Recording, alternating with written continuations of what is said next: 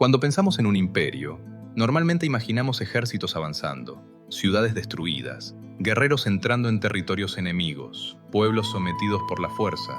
Pero en los Andes, muchas veces el poder comenzaba antes de la guerra. Antes de que aparecieran los soldados, podían llegar emisarios, regalos, alimentos, textiles, invitaciones a ceremonias y alianzas. Y en algunos casos, cuando el ejército finalmente aparecía, parte del territorio ya había decidido unirse al imperio inca, porque los incas entendieron algo fundamental: conquistar un territorio y lograr sostenerlo. Eran cosas completamente distintas, y en uno de los paisajes más difíciles del planeta, solo la fuerza militar no era suficiente. Durante años, la expansión del Tahuantinsuyo fue contada como una simple sucesión de conquistas militares, pero el mundo andino funcionaba de otra manera. El imperio inca construyó caminos atravesando montañas imposibles, movió alimentos entre regiones separadas por enormes distancias, integró líderes locales, organizó sistemas de redistribución, utilizó ceremonias, alianzas y prestigio político para ampliar su influencia. Eso no significa que el imperio fuera pacífico. Hubo guerras, resistencias, castigos y pueblos que lucharon hasta el final, pero reducir toda la expansión inca únicamente a la violencia es perder de vista cómo funcionaba realmente el poder en los Andes, porque el arma más poderosa de los incas no siempre fue el ejército. Muchas veces fue su capacidad de hacer que el sistema pareciera más útil que la resistencia, y quizás por eso lograron expandirse a través de desiertos, montañas, selvas y territorios separados por miles de kilómetros. En este video vamos a explorar cómo funcionaba realmente la expansión del imperio inca y por qué muchos pueblos no fueron incorporados únicamente por miedo, sino también por algo mucho más difícil de construir: legitimidad. Únete a Storylab, dale like y suscríbete para seguir explorando el pasado. El problema de conquistar los Andes. Para entender por qué los incas desarrollaron este sistema, primero hay que entender el territorio que intentaban controlar. Porque los Andes no eran simplemente una cadena de montañas, eran uno de los entornos más difíciles del planeta para construir y mantener un imperio. El Tahuantinsuyo llegó a extenderse por miles de kilómetros, desde el sur de la actual Colombia, atravesando Ecuador, Perú y Bolivia, hasta llegar al norte de Chile y Argentina. Era un territorio gigantesco, con desiertos extremos, montañas de más de 6.000 metros, selvas densas, altiplanos helados, quebradas profundas y comunidades separadas por semanas de viaje. Pero lo más difícil no era solo la distancia, era la geografía, porque en los Andes, las distancias nunca funcionaban realmente en línea recta. Un recorrido que en el mapa parecía cercano podía tomar días o incluso semanas.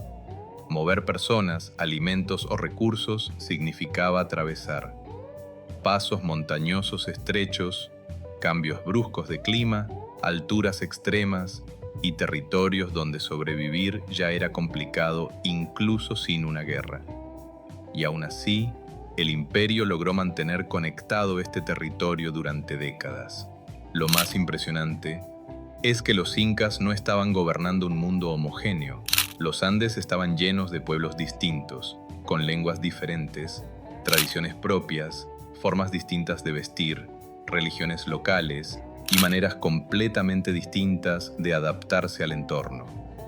Algunas comunidades vivían cerca del Océano Pacífico, otras sobrevivían a más de 3.000 metros de altura, algunas dependían de la pesca, otras de terrazas agrícolas construidas sobre montañas, otras del pastoreo de llamas y alpacas, y muchas arrastraban antiguas rivalidades regionales mucho antes de la expansión inca. Eso hacía que gobernar los Andes fuera muchísimo más difícil que simplemente ganar batallas, porque conquistar un territorio no significa automáticamente controlarlo. Un ejército puede entrar en una ciudad, pero sostener un territorio gigantesco requiere estabilidad, recursos, infraestructura, coordinación y presencia constante. Y los incas entendieron rápidamente un problema fundamental. No podían controlar cada valle únicamente con soldados. Mantener ejércitos permanentes en todos los territorios habría sido extremadamente costoso, especialmente en un mundo donde mover alimentos ya era un desafío enorme, porque cada campaña militar requería transporte, almacenamiento, caminos, coordinación, mano de obra y enormes cantidades de comida. Ahí es donde el sistema inca comenzó a diferenciarse. El imperio necesitaba algo más eficiente que la ocupación permanente. Necesitaba colaboración. Necesitaba integrar comunidades enteras dentro de una estructura más amplia. Y para lograrlo, comenzó a construir una forma mucho más eficiente de controlar territorios enormes. Construyó caminos capaces de conectar regiones lejanas, depósitos para almacenar alimentos, redes de redistribución, infraestructura, sistemas de trabajo colectivo y alianzas políticas capaces de sostener estabilidad en una geografía tan amplia. Porque en los Andes, sobrevivir ya era una batalla constante, y el imperio entendió cómo transformar esa necesidad en una forma de expansión. Lo primero que hacían antes de conquistar un territorio. Cuando imaginamos la expansión de un imperio, solemos imaginar el momento en que aparece el ejército. Pero en muchos casos, los incas intentaban que ese momento llegara lo más tarde posible, porque una guerra en los Andes era extremadamente costosa, no solo por las vidas humanas, sino por todo lo que implicaba mover un ejército a través de montañas, alturas extremas y territorios difíciles de abastecer. Y además, una comunidad destruida dejaba de ser útil para el propio imperio. Los incas no necesitaban únicamente conquistar territorios, necesitaban integrarlos, necesitaban caminos funcionando, producción agrícola, mano de obra y estabilidad política. Y para conseguir eso, muchas veces comenzaban de otra manera. Antes de una campaña militar, podían aparecer emisarios, delegaciones, regalos, invitaciones a ceremonias y reuniones políticas. Líderes locales eran llamados a negociar, observar festividades o participar en alianzas organizadas por el imperio. Y ahí comenzaba algo muy importante, la demostración de poder. Pero no únicamente del poder militar, sino del poder del sistema inca. Los incas mostraban su capacidad de movilizar recursos a gran escala. Alimentos almacenados, textiles finos, objetos ceremoniales, caminos atravesando montañas imposibles, depósitos llenos de comida preparados para épocas difíciles. Todo eso enviaba un mensaje muy claro. El imperio tenía acceso a recursos y niveles de organización que muchos pueblos no podían sostener por sí solos. Y en los Andes, eso podía significar supervivencia, especialmente en épocas de sequías, heladas, malas cosechas o conflictos regionales, porque entrar al Tahuantinsuyo no significaba solamente obedecer a Cusco, también significaba entrar a una red gigantesca de apoyo y redistribución. El imperio podía mover alimentos entre regiones distintas, organizar trabajo colectivo, construir infraestructura y responder mejor frente a crisis que muchas comunidades aisladas. Eso hacía que algunos pueblos vieran ventajas reales en negociar antes que combatir, y los incas entendieron perfectamente cómo utilizar esa lógica, porque el objetivo no siempre era destruir estructuras locales, muchas veces era incorporarlas al sistema imperial. Algunos líderes regionales conservaban parte de su poder, muchas tradiciones seguían existiendo, y ciertas élites locales podían incluso fortalecer su posición dentro del nuevo orden político. Pero esa integración no era solamente económica o administrativa, también era simbólica, porque el imperio construía cuidadosamente una imagen de legitimidad. Los incas no se presentaban únicamente como gobernantes, se presentaban como representantes del orden, del equilibrio y de una autoridad conectada con el sol y el mundo sagrado andino. Poco a poco, la expansión militar comenzaba a mezclarse con algo más profundo: prestigio, religión, infraestructura y una creciente influencia psicológica sobre los territorios vecinos. Porque antes de que comenzara una batalla, el imperio ya estaba intentando conquistar otra cosa: la percepción de quienes tenía enfrente. Y rechazar esa integración también podía tener consecuencias. La diplomacia del sol. Para muchos pueblos andinos, el poder del imperio inca no solo se veía en sus ejércitos, también se veía en todo lo que representaba, porque el Tahuantinsuyo no se presentaba simplemente como otro reino poderoso, se presentaba como el centro de un orden mucho más amplio, un orden conectado con los dioses, con el sol, con los ciclos de la naturaleza y con la estabilidad del mundo andino. Y ahí, la diplomacia se transformaba en algo mucho más profundo que simples acuerdos políticos. Cuando líderes regionales viajaban hacia Cusco, no llegaban solamente a una capital, llegaban a una ciudad diseñada para impresionar, caminos monumentales, grandes plazas ceremoniales, templos cubiertos de metales preciosos, delegaciones provenientes de distintos territorios, funcionarios organizando recursos a gran escala y depósitos capaces de almacenar enormes cantidades de alimentos. Todo estaba pensado para transmitir una idea. El imperio tenía la capacidad de organizar el mundo andino. Un líder regional podía llegar esperando negociar con otro reino más y encontrarse con una estructura capaz de movilizar miles de personas, alimentos y recursos a través de montañas enormes. Y en sociedades donde la estabilidad dependía constantemente de las cosechas, del clima o del acceso a recursos, esa imagen podía resultar extremadamente poderosa, porque los incas no ofrecían solamente protección militar, ofrecían integración a una estructura gigantesca capaz de entregar estabilidad, prestigio y acceso a recursos. Muchas veces, la diplomacia comenzaba con rituales, intercambio de regalos, banquetes, celebraciones, matrimonios políticos, reconocimiento público de autoridades locales y demostraciones cuidadosamente organizadas de riqueza y poder. Los textiles finos, por ejemplo, no eran simples objetos decorativos.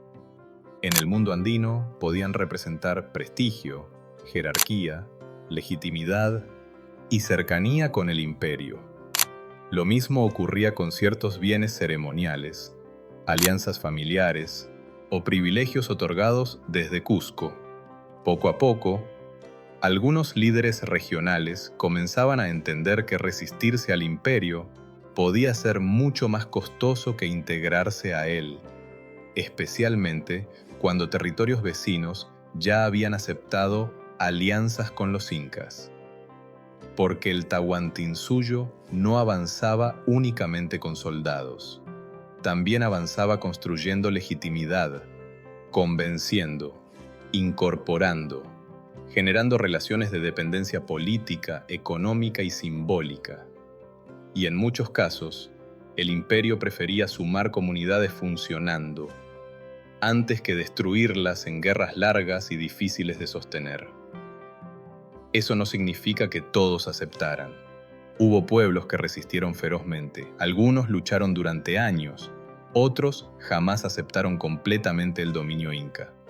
Pero incluso en esos casos, el imperio entendía algo fundamental. Gobernar los Andes requería algo más sofisticado que el miedo, porque un territorio tan grande, tan diverso y tan difícil no podía mantenerse unido únicamente por la fuerza. Y quizás ahí estuvo una de las mayores fortalezas del poder inca. Comprendieron que la expansión no comenzaba en el campo de batalla, comenzaba mucho antes, en la forma en que otros pueblos percibían al imperio. Cuando la diplomacia no funcionaba, pero no todos aceptaban entrar al Tahuantinsuyo, y los incas lo sabían, porque aunque el imperio utilizaba alianzas, reciprocidad y prestigio, también estaba preparado para la guerra. Algunos pueblos desconfiaban del crecimiento de Cusco, otros no querían perder autonomía, y algunos mantenían rivalidades antiguas que hacían imposible cualquier acuerdo. En esos casos, el imperio podía cambiar rápidamente de estrategia, porque detrás de la diplomacia siempre existía la posibilidad de la fuerza, y muchas comunidades entendían perfectamente ese mensaje. Los incas podían movilizar ejércitos enormes para la época, miles de personas avanzando a través de caminos de montaña, transportando alimentos, armas, herramientas y recursos durante semanas. pero incluso la guerra en los Andes funcionaba de manera distinta a como solemos imaginar otros imperios. El problema era que destruir completamente un territorio podía convertirse en un problema para el propio Tahuantinsuyo. El imperio necesitaba que esas regiones siguieran produciendo, necesitaba caminos activos, agricultura funcionando, mano de obra, redes de intercambio, estabilidad. Entonces, muchas veces el objetivo no era eliminar poblaciones enteras, era reorganizarlas, incorporarlas al sistema imperial. Y ahí aparecía otra herramienta fundamental del poder inca, el control del territorio y de la población. Algunas comunidades rebeldes podían ser desplazadas, familias enteras eran trasladadas hacia otras regiones del imperio, mientras grupos considerados leales eran enviados a ocupar territorios estratégicos. Los incas buscaban reducir focos de resistencia, reorganizando alianzas, mezclando poblaciones y aumentando el control político sobre regiones difíciles. Al mismo tiempo, construían centros administrativos, depósitos, fortalezas y caminos imperiales capaces de mantener conectados los nuevos territorios. Porque una vez incorporada una región, el verdadero desafío comenzaba después, mantenerla estable, y eso requería presencia constante del sistema imperial. En algunos casos, la combinación de diplomacia y fuerza funcionó rápidamente. En otros, hubo resistencia durante años, especialmente en regiones alejadas, montañosas o difíciles de controlar desde Cusco. Y eso demuestra algo importante. El imperio inca no fue una expansión completamente pacífica, pero tampoco fue simplemente una máquina de conquista basada únicamente en la violencia. Fue una forma de poder mucho más elaborada, un sistema que combinaba negociación, integración, religión, redistribución, infraestructura, presión política y poder militar. Porque los incas entendieron algo fundamental: el miedo puede ayudar a conquistar un territorio, pero por sí solo, rara vez logra mantener unido un imperio gigantesco durante mucho tiempo.